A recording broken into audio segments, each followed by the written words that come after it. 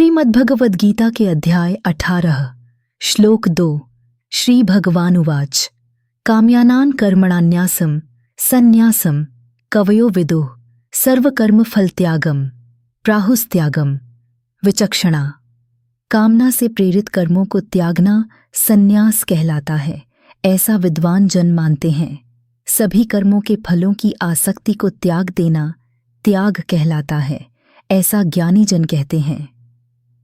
श्रीमद्भगवद गीता के अध्याय 18 श्लोक 2 में श्री कृष्ण दो महत्वपूर्ण आध्यात्मिक अवधारणाओं सन्यास और त्याग को स्पष्ट करते हैं। वे कहते हैं कि कामना से प्रेरित कर्मों को त्यागना सन्यास कहलाता है, जबकि सभी कर्मों के फलों की अपेक्षा का परित्याग त्याग कहलाता है। यहाँ सन्यास का अर्थ है उन कर्मों का त्याग करना जो धन, यश, संतान या भौतिक सुखों की प्राप्ति के लिए किए जाते हैं। ऐसे कर्मों से आत्मा बंधती है और जन्म मृत्यु के चक्र में फंसी रहती है। दूसरी ओर त्याग का अर्थ है कर्म करते हुए भी उसके फल की इच्छा न रखना। यह एक गहरी आंतरिक अवस्था है जहाँ व्यक्ति जिम्मेदारी पूर्वक अपने कर्तव्यों का पालन करता है, परंतु परिणाम की आसक्ति नहीं रखता।